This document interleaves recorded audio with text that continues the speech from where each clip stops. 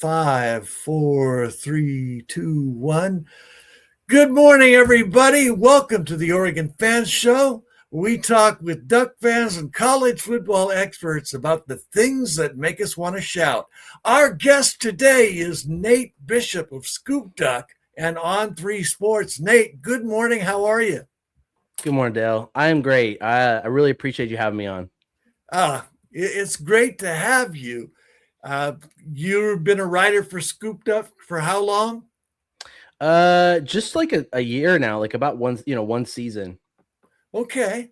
How did you get your start in writing college football? What's your root connection to the Ducks? Yeah, so I'm actually pretty new to college football because I grew up a Duck fan. My parents both went to UO, and but I started as a sports writer when I was 18.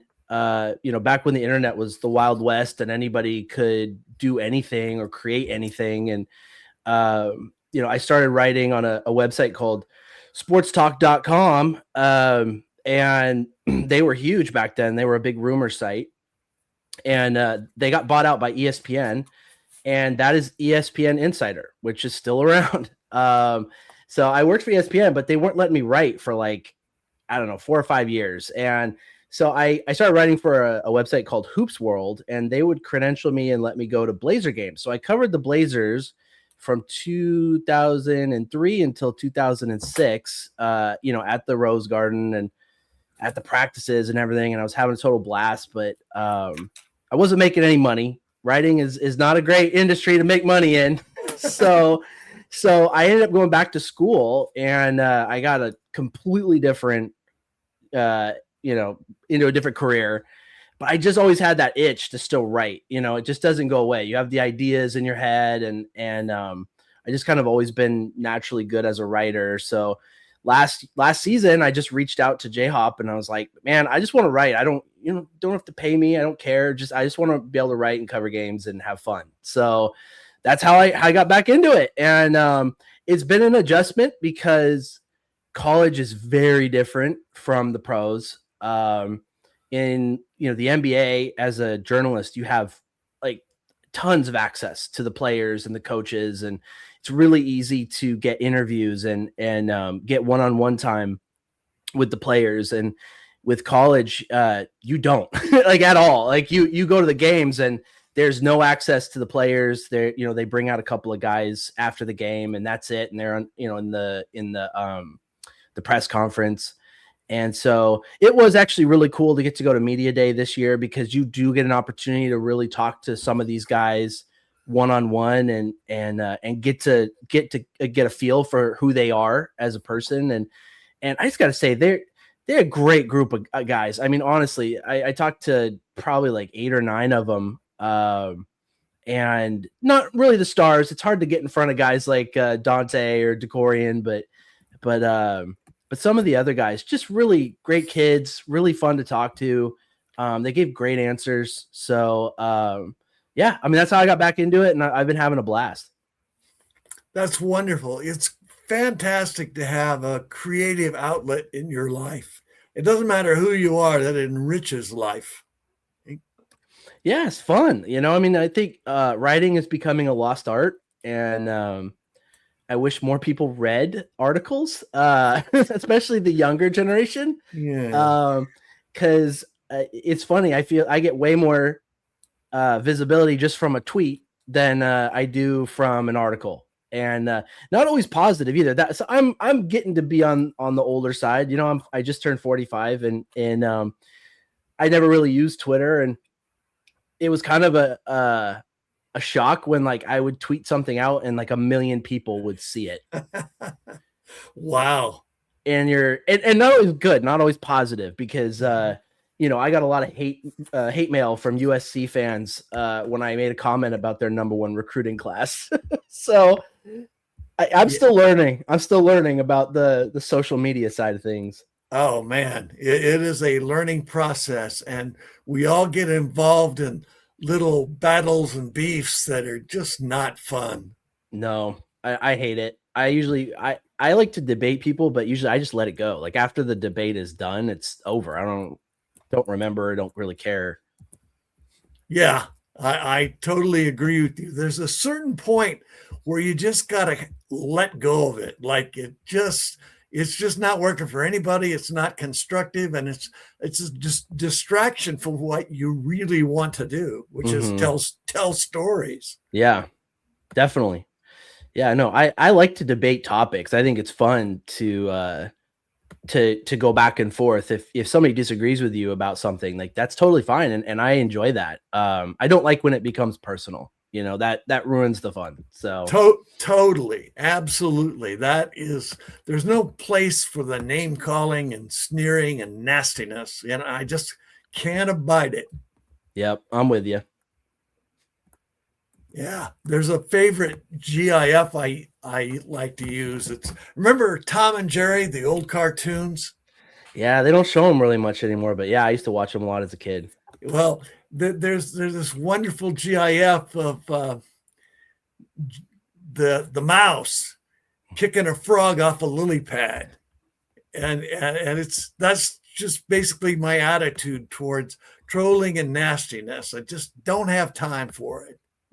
Yeah, it's funny. I was just commenting. So J Hop had posted the I think Brett, I can't remember Brett's last name, the most overrated programs ranking.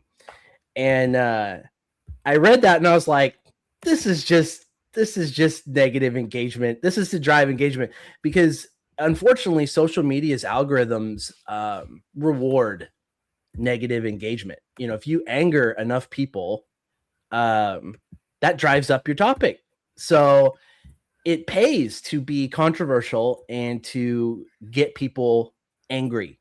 So, which I just it's not my style. I don't enjoy it. I don't like to post things that anger people intentionally. Sometimes I'll do it unintentionally, but yeah, negative engagement can really drive your numbers, which is a sad side effect. It totally is. And there's the graphic I was talking about. That's what I just saying.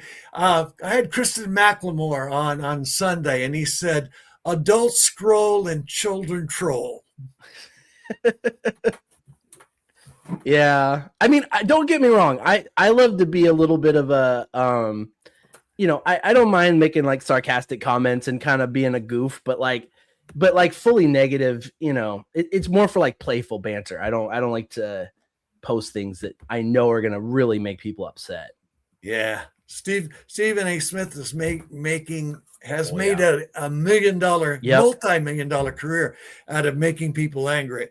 Skip Bayless, and yeah, it's profitable. It's profitable, but I mean, I've gotten some legitimate hate mail, like really kind of like unhinged stuff from just posting something about like USC or Ohio State. So yeah, I don't know. Tread lightly if that's your plan, because you just never know. You don't know who you're angering.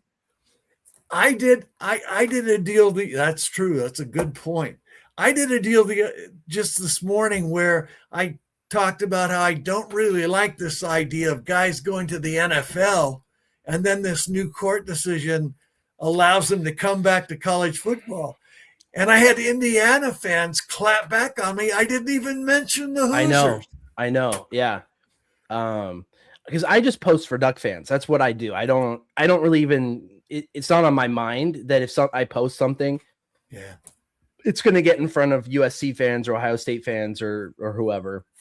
And so yeah, it always is kind of weird to me when something that I post goes viral with that side, and I get a bunch of just angry comments, and yeah, you're like, I didn't tag USC. Like I didn't like hashtag USC. It was like, No. how did this even get in front of you guys? But yeah, they get pretty fired up, and I see it with Duck fans. I will see people once you know what you're looking for. When somebody posts something that is very clear, there's a ton of UW fans that do this. That's like their whole program, is that they post things that they're trying to anger Duck fans. And Yeah. I'm like, guys, don't take the bait. Don't take it. It's right there. Like, in fact, usually if I see something on Twitter that is like obvious rage bait to me, I have like a favorite GIF on there that's just it's called engagement farming. and I will just I'll post that. That's it. That's my only reply is engagement farming. Yeah. Because that's what they're doing, and it works. It's profitable. So I guess more power to them. Sad. Yeah. Try to have something to say that advances the conversation. Yeah. Yep. I know. Not just the same old, we hate UW. UW hates us. USC hates us. We don't really care about USC. They haven't been good in a long time. So yeah, it's exhausting. Nate the Great, what are you working on right now? So I have an article that I'm going to post today, and there was a couple things recently that sparked my interest. So when I originally heard that Oregon was going to Japan, I was like, that's an interesting decision. Because, on the surface, it's goodwill. They're going over there. They're doing the camp.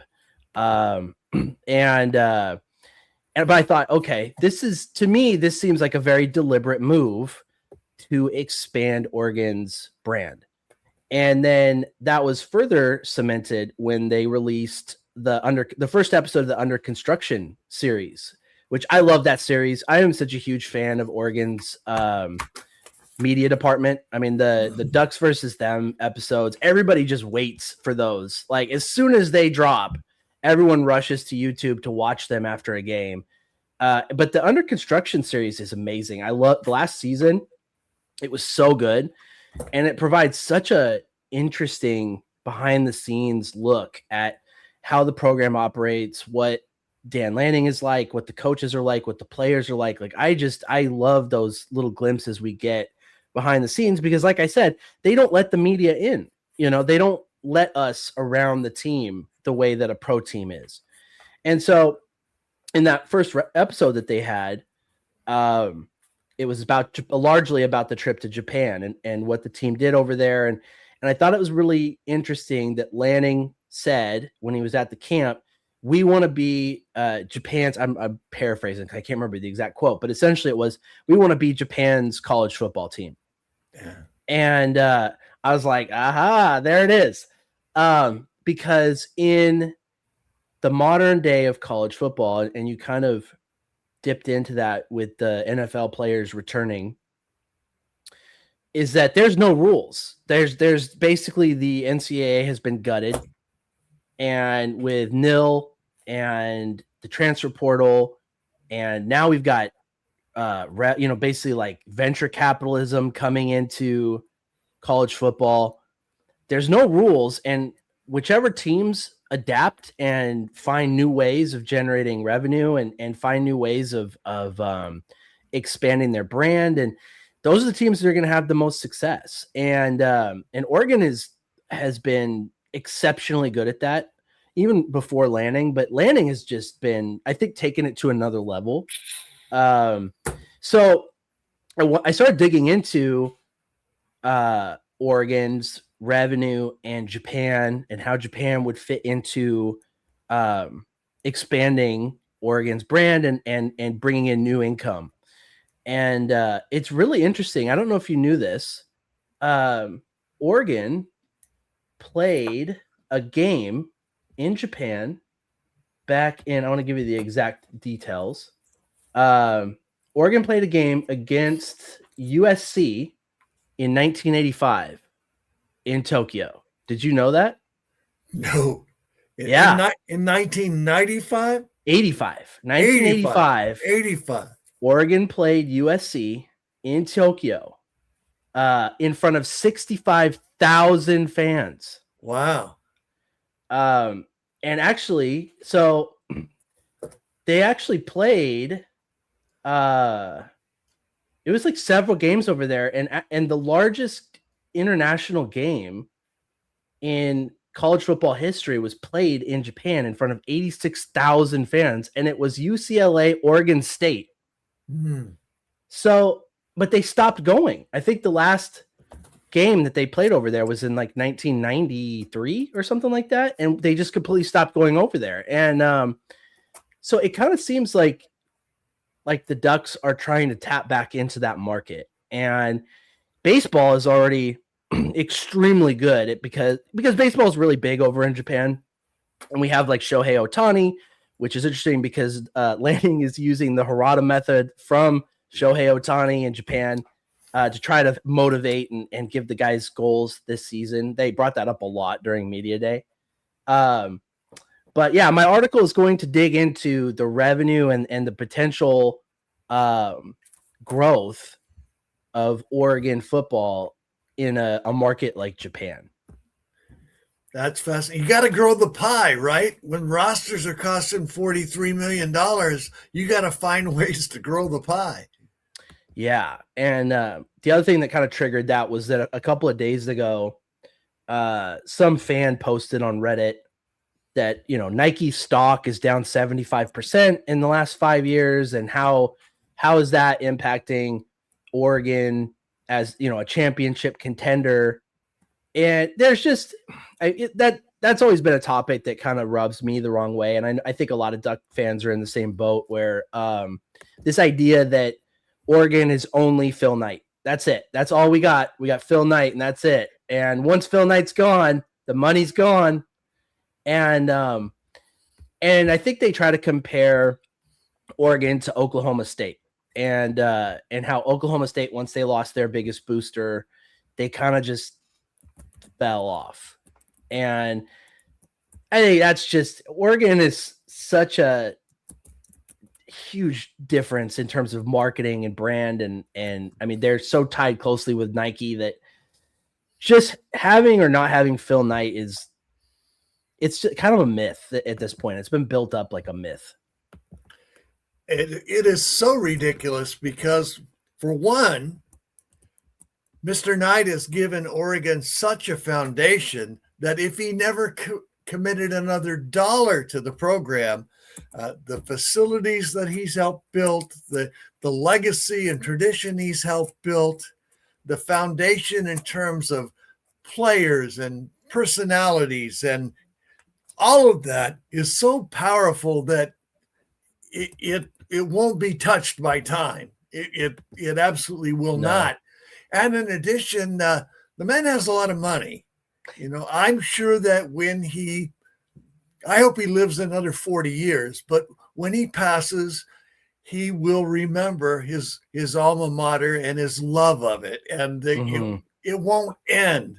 And everything that he's created has created such interest and such love for Oregon football that, that love's going to resonate. Yeah. Phil's, I think we all know that Phil's going to leave the program in a good spot whenever he does ultimately move on. And, but I think Oregon already is preparing for this stuff. And that's why when something like the trip to Japan comes up, that's just another sign that they are preparing for the future. So yeah, I'm going to drop that article today. I've got a lot of good stuff in there about Oregon, the revenue, the income, how this compares to like Ohio State. And actually Texas is considered the most valuable athletic program in the country valued at, I want to say 1.35 billion. So I go into a little bit into that and then talk a lot about Japan as a market and how that can help the Ducks. So I'll drop that one today. I'd love if everybody checked it out. I think it's a lot of really valuable information about Oregon as a brand and how they're going to continue to increase. Cause yeah, they need money. I think if teams want to be able to continue to compete, they're going to need money. So this is how they're going to do it. Well, Nate the Great, that sounds like a really great piece. Be sure when we post this conversation later on today, you follow up with a link to that because I'm sure a lot of people will want to read it. I've got something I popped up on the screen. You and Justin and Max, the guys that Scoop Duck have been really good to us. And whenever we have a guest on a show, we want to feature the guest. We don't do the whole like and subscribe game, smash that like button, all that stuff. We want to feature and welcome and highlight the guest. And in this case, Scoop Duck, you guys have a special offer going on right now.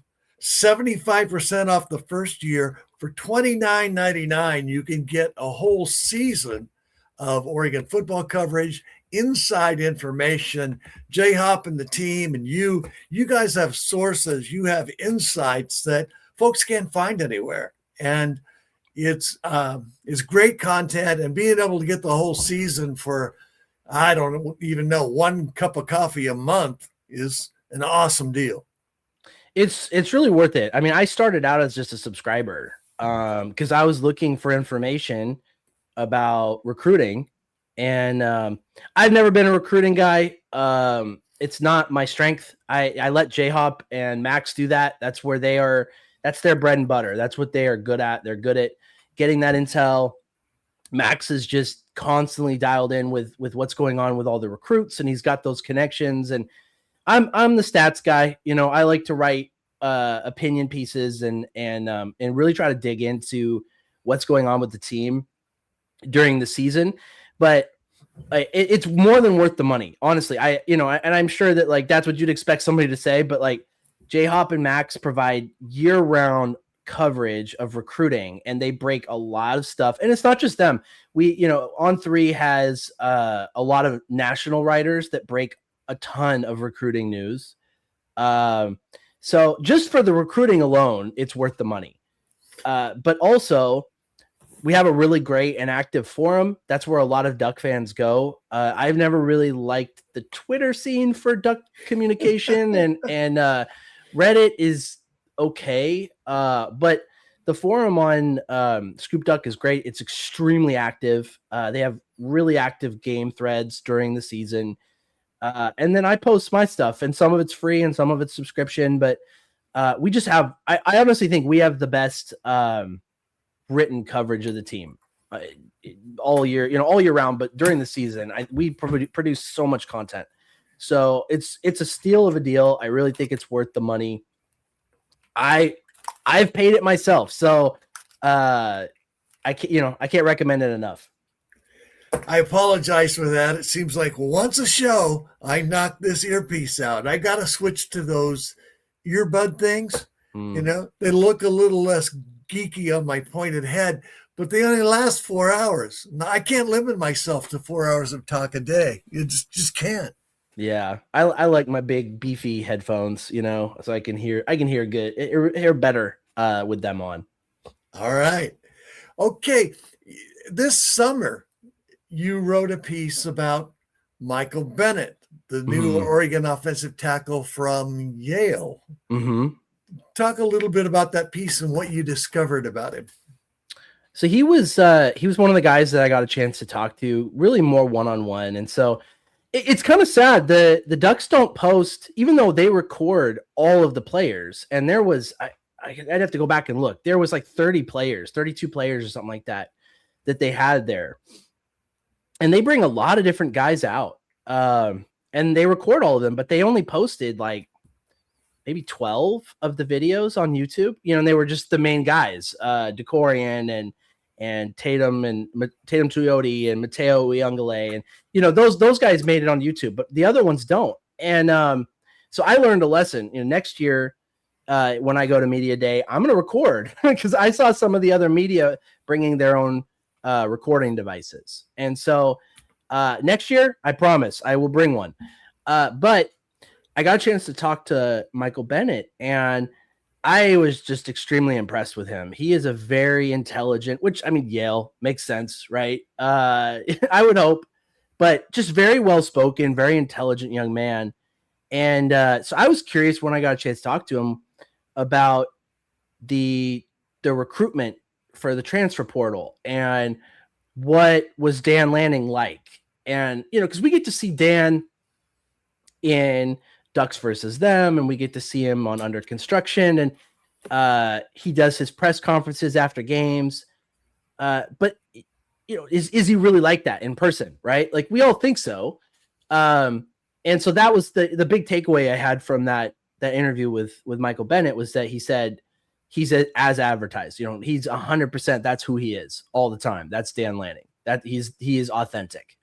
So, which I kind of think we already knew that. I think we always suspected that that's the case. But it's always fun to hear that from somebody who's behind the scenes. It absolutely is, and somebody who's gone through the recruitment process at 25 or 30 schools. Yeah. And Andrew Olesh is another player that I talked to, and he was an interesting one because the Ducks recruited him really hard out of high school, and I think some people thought maybe he might flip to Oregon instead of Penn State, but he ended up staying at Penn State, and then he was there for 1 year, and then when James Franklin got fired, I kind of wondered if maybe he would come back, come to Oregon, and so he said, yeah, I knew as soon as he put his name in the portal, he was like, it was going to be the Ducks. So it'll be interesting to see if he gets much playing time this year, because they've got Jamari Johnson, who everyone expects is going to be a stud. But then after that, it's like there's several young guys who's going to step up. They got Kendra Harrison and Olesh. And so who is going to be the number 2? So it'll be interesting to watch that. That's one of the ones I'm interested in early in the season, to see who steps up. I agree. I mean, that group in the past, last season especially, Ducks use a lot of 2 and 3 tight end sets, and they had they had veteran talent there with Kendra Harrison and Jamari Johnson. You've got to get those 2 guys on the field. But this year it's a little different. They are stacked at wide receiver. They've got a great number 1 in Jamari Johnson, but after that, there's guys with talent but not a big resume. They're stacked. I mean, the defense, I think. So you put up my article that I wrote about Ohio State and Michigan, and when I started writing that, it was more holistic about the teams, but it ended up being, after I started digging into the data, it ended up being more about the defenses, because Michigan's defense was just insane. Ohio State produced a ton of NFL talent on their defense, guys that returned after a disappointing season. And so I think the comparison with Oregon, where we had our entire defensive line come back, which was shocking, was the most interesting part of the 3 teams. But the offense, I think Oregon's offense could be better than both 2023 Michigan. Well, I was never a huge fan of JJ McCarthy, so I always thought Michigan's offense was pretty weak. And I thought Oregon, if they'd gotten to the national title, would have beaten them. But Ohio State's offense was pretty good. So it'll be interesting to see how the 2024 Ohio State offense and 2026 Oregon offense end up stacking up after the season. But this offense is so loaded at every position. I don't know.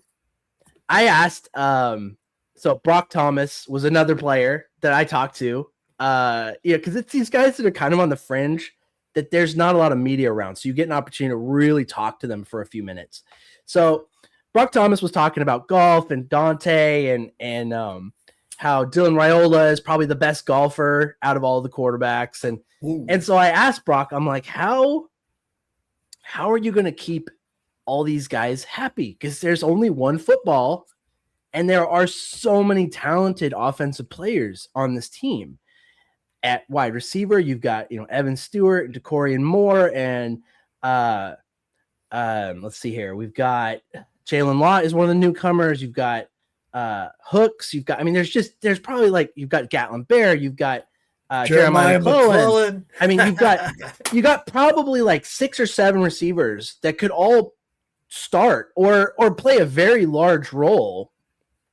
I can't remember off the top of my head, but I feel like it's 4 or 5 5-star receivers in this room. Yeah. And so you've got all of this wide receiver depth. You've got De'Aaron Hill, you've got Jordan Davison, you've got now a few of these new recruits, new freshmen coming in that are generating a lot of buzz. And it's so they've got to get touches, right? You want to feed Jordan Davison and De'Aaron Hill the ball. You've got Jamari Johnson. So it's just, there's so many good players on offense. If Dante Moore doesn't just put up insane numbers this year, I'm going to be shocked. I agree with you. He's got to improve his processing, but my goodness, with this, what do you see from him this off season that makes you think he's ready to take that leap? I don't think we can see anything from the offseason. I think with Dante, it's going to be the first big game against a good defense. And that's the only time we're going to actually see if Dante has grown, because Dante is amazing against bad or decent teams. And, he's not rattled. He's great. But the few times last season where we faced a defense that the offensive line had trouble with, and Dante didn't have much time. And I think I posted an article about this months and months ago. The difference between Dante under pressure and Dante having sufficient time in the pocket to read the defense is night and day. I mean, there's a huge difference in those two Dantes. And so I don't know. I have to try to go look at the season schedule, but we won't really know if Dante has grown until he faces that first defense, that really puts him under pressure. And so it's going to really depend on the offensive line. How good is this new offensive line? Because they have so many young guys coming into the offensive line that, maybe they got some snaps last year, but we don't have these veteran transfers coming in this season. So how well does Fox Crater play? Do any of these young guys that are coming in get minutes, like Nacho? So I think the offensive line is the biggest question mark this season, even though we've got Poncho in the middle and he's the leader of the offensive line. And we've got some guys that were there like Dave Iuli and Janoris Wilson, both got decent amount of snaps last year. How well are they going to do? And I think that's kind of dictated the success of the Ducks over the last few years, is things get rough when the offensive line is not cohesive. Idaho and Boise State in 2024 is a sterling example. That was rough. It was a really rough start to the season because of the offensive line. Well, you sat down with him personally. Nate the Great, what do you think Michael Bennett III's role will be in this group? I think it's hard to say, right? Because we haven't seen how these young guys are going to perform. I think if he does get a lot of snaps, it probably would be early in the season when they're trying to break in the newer guys. But until we really see like who's the starting five on the O-line, I think Bennett has the mind for it. I don't know if he has the top end talent, and Oregon uses the portal to kind of plug holes. And it's sounding like some of the guys they brought in to be veterans might not really see the field much. Like I think J-Hop or somebody was writing that Iverson Hooks he just might not have very many snaps because we have so many wide receivers. So I think the same thing might apply to Bennett, where we brought him in to be a veteran in the locker room and provide experience. But if the young guys are by far the best players, he just might not see the field very much. I mean, look at Bedford. We brought Bedford in from Indiana. He never really played much. He was injured the first season, and then the next season, we just didn't really end up using him a ton. So I think they like to bring in these veteran O-line players that can kind of go in if you need them to. But I'd be kind of surprised, I think, if Bennett has a huge role, unless he's just really, really solid. He didn't look particularly good in the spring game. Some of his reps were a little rough. Might have had to do with, he just had 15 practices in the system. Mm-hmm. Yeah. But he's a two-time All-Ivy player. He's got close to 30 career starts. Last season, he committed one penalty all season and allowed one sack. So we know that he's disciplined. He's got the right size, but I don't know if he has the top end talent of Utu, Zaire Addison, Tommy Tofi, or Emmanuel Iheanacho. I would think that if you went from Yale to Oregon, which is a top 5 school, the difference in talent just in practice would be jarring. right? You've never faced anybody at Yale that's even remotely as good as Mateo Uiagalelei or Tatum Tuioti or Nasir Wyatt, or you know what I mean? So you're that would be like going from college basketball to the pros, where you are now facing the absolute best talent in your league. So can he adapt to that? Maybe. It's kind of hard to say. And again, he's an extremely intelligent guy. And I think it's really good to have him in the locker room. I think he's going to help the young guys, and that's extremely valuable. But does he have the talent to really get out there? And like we said, the offensive line is so important. It can make the difference between a championship season and just another good season. So that's what I'm going to be watching, and we're not going to know until they start playing games. And Boise State, I honestly, I don't know why we put them on the schedule. I hate playing Boise State. They have been a thorn in our side for decades. And it's funny because Josh Pate, he does his model, his power ratings every week. And he mentioned that Boise State is the highest ranked group of 5 school in his model. I think they're ranked I want to say they were 25th or so. I can't remember exactly where his model had them, but he's like, yeah, they're no pushover. They're by far the best team at that level. And so I don't think it's going to be an easy game. I mean, it might be, you never know, but they very easily could have beaten us a couple years ago. And so you cannot take them lightly. Totally agree. That's a good program. They don't have the resources that Oregon has, but they've got 2 good running backs in Dylan Price and Sire Gaines. They got some speed at wide receiver. Their defense doesn't match up to Oregon's at all. They just don't have the money. But they're 1-3 lifetime against the Ducks. Oregon's never covered against the Broncos, and in 2024, they needed a field goal with 3 seconds to play, a kickoff return touchdown, and a punt return touchdown to beat Boise State at home. It was a miracle, honestly, because you cannot count on special teams to win you games like that. I mean, and that was tough because you had Dylan Gabriel coming in. He's brand new to the team. The offensive line was just in disarray those first few games. It's amazing that they ended up being a Joe Moore finalist, I think, that season. But yeah, Boise State's always a tough game. And so I don't know. It'll be interesting. I think it's a good way to cut your teeth right off the bat. See how you stack up against them. Luckily, they don't have what was that running back's name? Ashton Jeanty. Yeah. Oh, that he ran all over us. So he ran all over everybody. So they don't have him. So that should help. He's not walking through that door. It's a testament to Ali Terry that he's had 3 straight Joe Moore Award finalists. And each time he had to kind of rebuild the offensive line. Yep. And I think this is the first year where you're really seeing you're not having to plug in transfer guys. And they got some great transfer guys, and they got some okay transfer guys. Because Emmanuel Pregnon was fantastic. That guy was such a huge pickup last year, and he's already doing well in the NFL. So I think he's going to be a stud.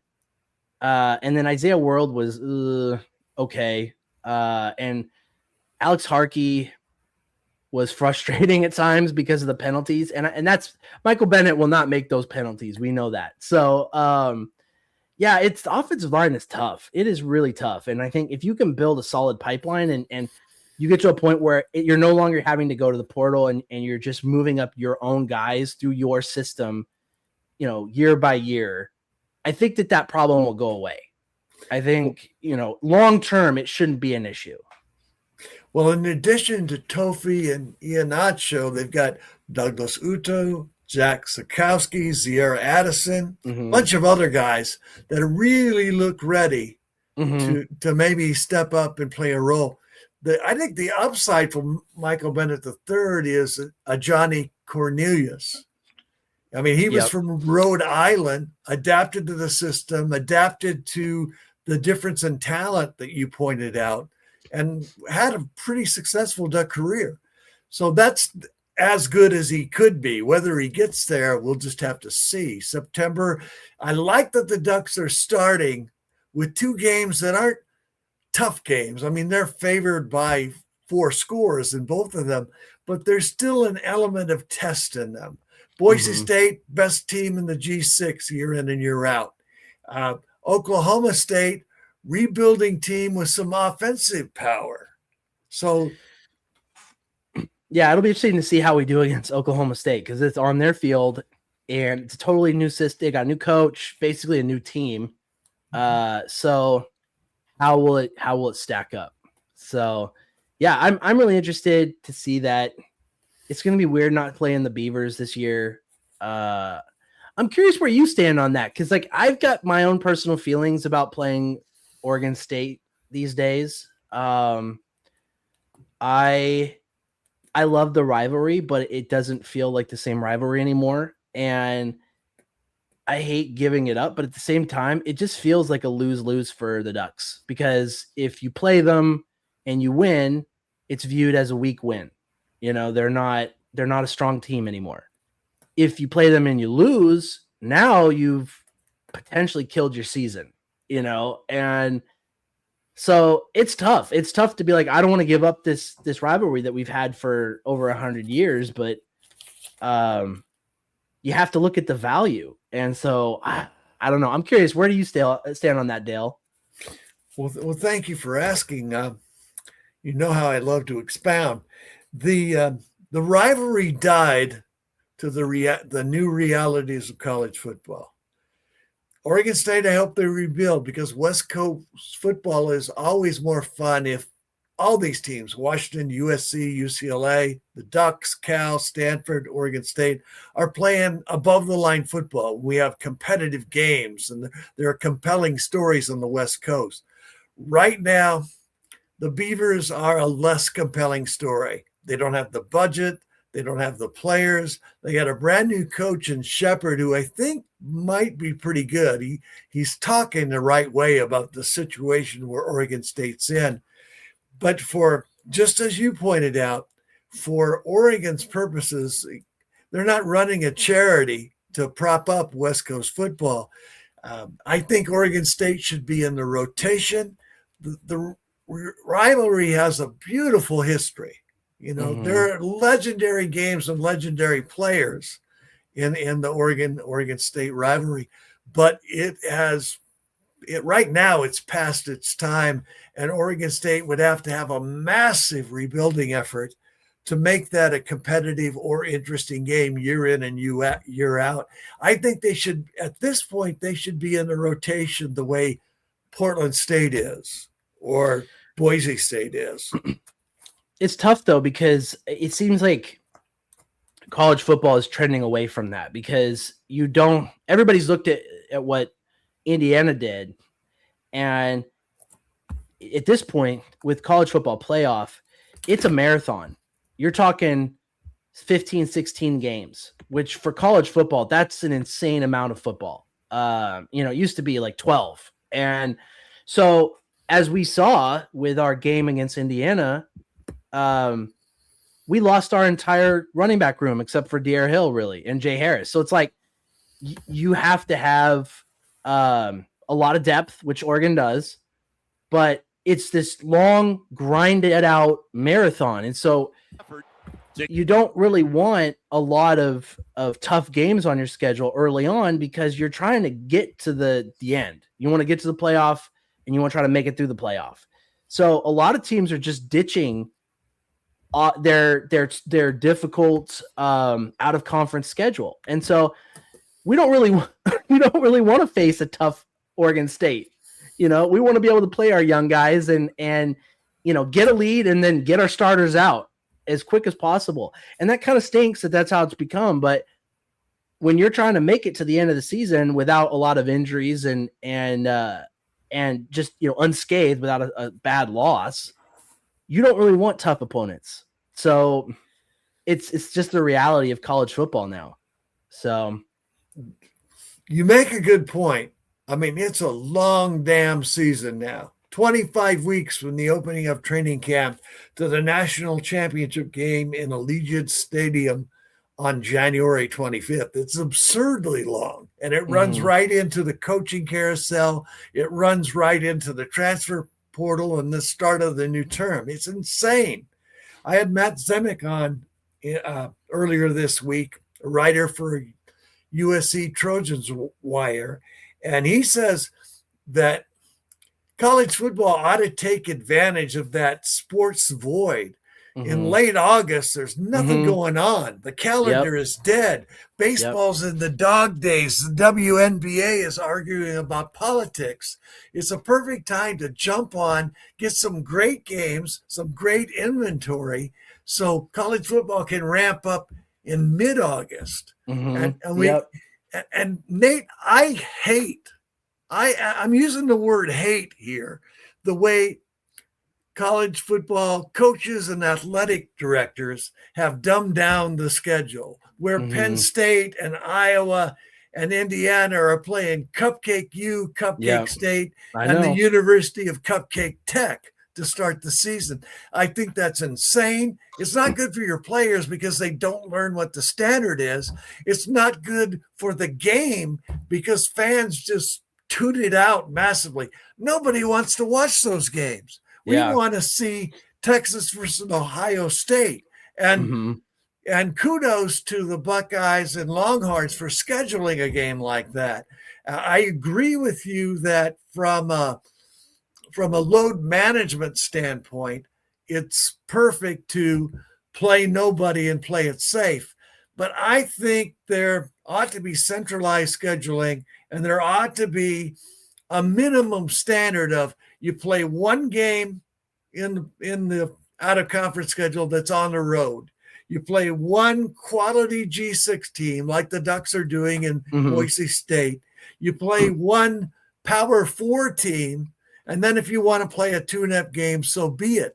But there's got to be some competitiveness. There's got to be something that interests people. And if everybody's playing Howard is a fine institution, but it's not a great football program.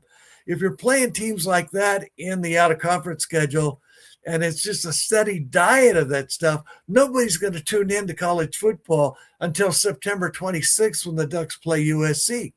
Yeah, no, I know. And you got Portland State, and Portland State is a joke, and which is tough, but that's just. We played them a few times and put up insane numbers. But then it's funny because you got the SEC and they've always been known for playing their cupcakes at the end of the season. And which I think is worse because that's when everybody needs a break is at the end of the season. The Ducks have had some insane runs where, I think, what was it, a couple years ago, they had 8 straight games without a bye. And by the end, you could tell they were just worn down. We almost lost to Wisconsin. And so I think scheduling those cupcakes late in the season is even worse. And so the SEC is changing things up, right? They're adding another in-conference game. But I think like a lot of schools, they're ditching tough out-of-conference games to schedule more cupcakes. And so I think we're just going to see more and more of this evolution of college football, and who knows what the final product will look like or when we'll see a final product, because it's just constantly changing every year. They try something and it doesn't work well. And, the couple years ago, Oregon was number 1 and really kind of got screwed over by the way that the playoff format was, where you're off for like a month, which is insane, to be off for almost 30 days. And then you have to play Ohio State, who's already had a warm-up round. And so it was just kind of funny how most Duck fans were actually happy with the fact that we weren't going to have to play in the Big Ten championship. And we were going to get an easy warm-up round against James Madison. That's ridiculous. It's insane, but that's how it is. So, I don't know. I don't know how it's going to be interesting to see how this year plays out. I hope they don't expand the playoff more. I think it's too many games unless they tweak how the season is set up, if you go to 16 games or whatever it is, I mean, it's going to be too much. It's too much football. And I love football. I don't want it to end, but it's like, it just puts so much stress on these guys. So it just becomes more about who can stay healthy.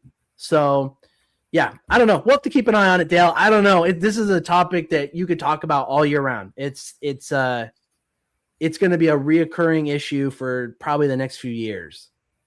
Well, when Josh Pate is made commissioner, maybe they can straighten out a few things like that.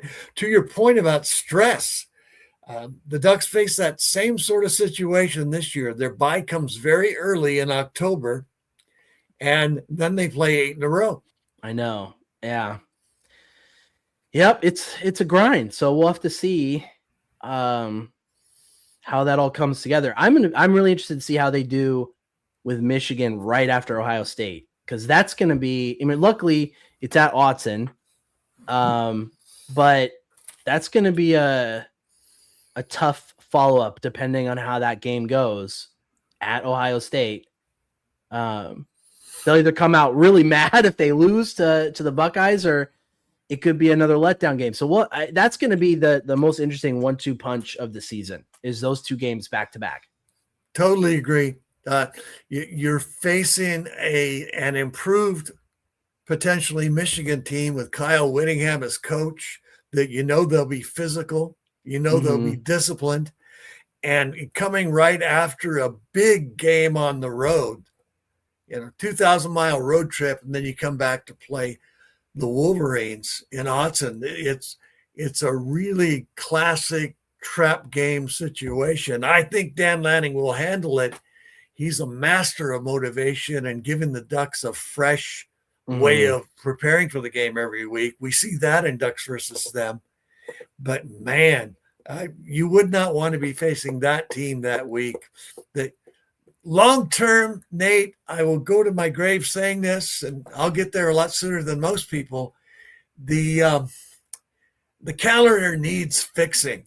Start the season in mid-August, give teams a second bye week later in the year. And because we say we care about player safety, right? And the challenge for Dan Lanning is, as good a coach as he is, and as good as he is at getting the Ducks fired up, he also has to learn how to pace them and taper off when necessary, and keep them fresh for a 25-week season. Yeah, and we saw a few injuries, more than a few, that happened in practice, not on the football field during a game. And so I know it's important to practice hard and have these guys ready every week. But it is interesting. I wonder how Oregon would compare, and I don't even know how you would look that up, but how Oregon would compare to other teams in terms of injuries in practice, because, the Ducks lost some really important guys to injuries that happen on the practice field. So yeah, it's a balance. It's something that they constantly have to work towards. And I think the good thing about Dan Lanning is he's always learning. You don't often see him make the same mistake twice. I think it's gonna be an interesting season to watch. I know you've got Jabbar Muhammad up on the screen. We should probably explain what that's about. Otherwise, people are going to wonder why we're watching the Jaguars and the Saints. Yeah, well, Pregnon is a Jaguar, and the clip there is Jabbar Muhammad breaking up a pass in the corner of the end zone. Guy had to work because he was smaller, went undrafted. He's had to work to get a shot at the NFL. And I think it's cool that anytime you turn on Sunday football, which is not my favorite, everywhere you look, there are Ducks. Yep. And Ducks trying to break into the league. And we're looking at a season 2027 draft next April. Oregon's going to have what? 12 guys taken? Maybe. So, yeah. How many in the first round, Nate? I mean, we could easily see 3 to 4 guys taken in the first round. I think Dante Moore for sure is going to be a first round talent. Depending on how I think Amari Washington will be a first round talent. I think Mateo Uiagalelei is a total question mark right now, because last season, before the year started, a lot of NFL draft pundits had him in the top 20. And by the end of the year, he'd fallen completely out. And I don't know if Mateo, it sounds like he's really slimmed down a bit. And so it'll be interesting, because he put up insane stats his first couple years, and then last season was a little bit of a letdown. So he has the talent to be a first round pick.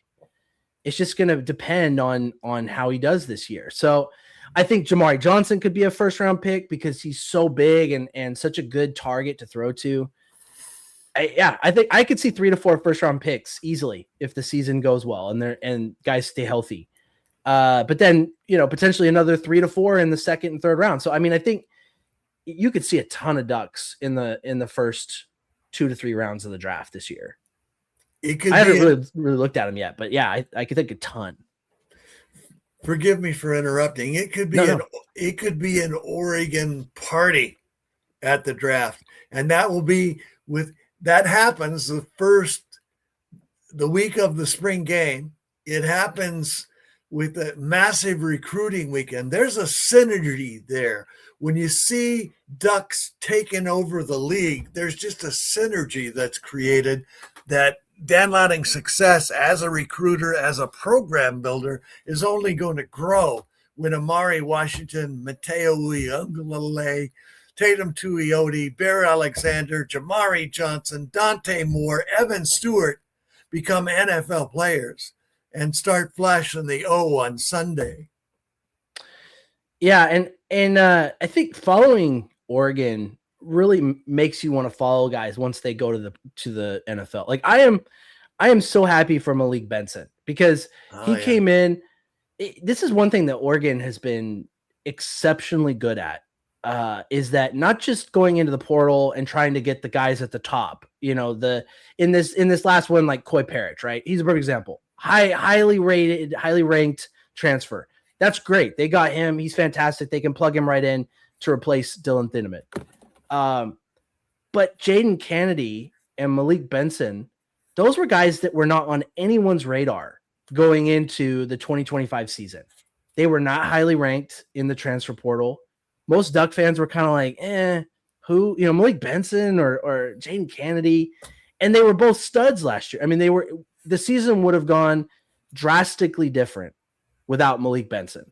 After DeCorian Moore went down and Gary Bryant Jr. went down, he stepped up in a big way. He had some of the biggest moments of the season at Iowa and USC and Washington. I mean, the guy just stepped up again and again and again for Oregon.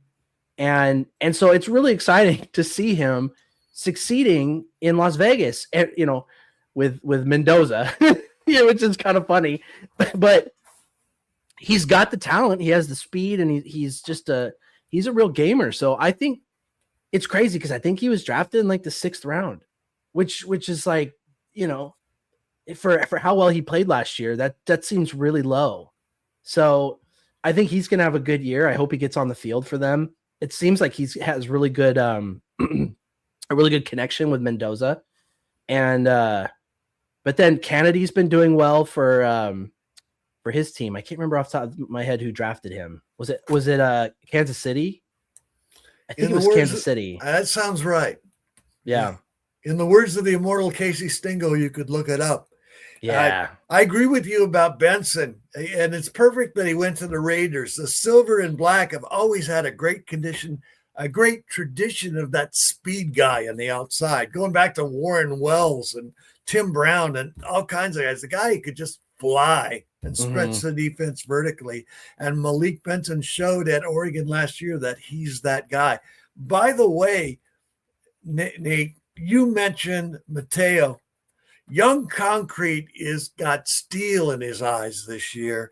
And I spoke with his dad, Big Dave Uiagalelei, this week. And Mateo is ready to fly. And also the Ducks brought in Rip Rowan and Camaragi to work with these guys on their technique We saw a little bit of it in the spring game. Guys on the defensive line were shedding blockers, reading the play, and stuffing people. And we're going to see more of that this year. The Oregon defensive front is making a huge leap. And this is my bold statement of the day. They're making a huge leap in havoc rate. They will finish at the quarterback in record numbers. Mateo's going to set the Oregon single season and career sack record. That would be great. I think last year they got penetration a ton and they just couldn't finish. I mean, we saw it again and again and again. They would get past their man and they just could not quite get there. And so, yeah, if they've worked on that and they're able to finish on that chaos, I mean, that would be huge. And so that's what we're hoping. That's what we're expecting, is that this defensive line will just carry the team this year, just really shut down.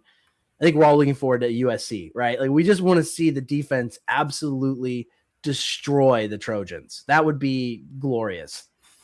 Yeah, they need to destroy some people. They need to play at that level and establish that level right away. You made the point earlier about Ohio State 24, Michigan 2023.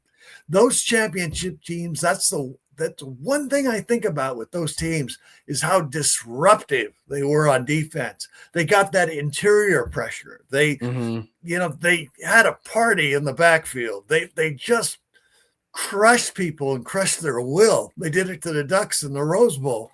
And this defense has the potential to be that kind of unit, provided they get that leap in development from Bear, from Mateo, from Tatum, and Amari. And I think they'll get it.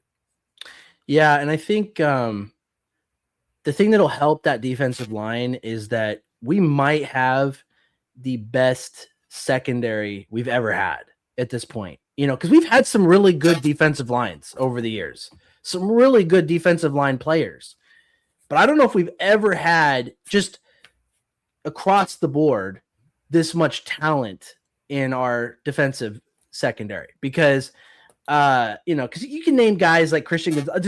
There's been defensive backs that were really good over the years, but in terms of like the two corners, the safety, the nickel, everybody being so talented, if they lock down the receivers and the tight ends, that gives the defensive line so much more time to get past their man and get to the quarterback. So it's, that's what I love about football, is that it's a symbiotic relationship. One helps the other.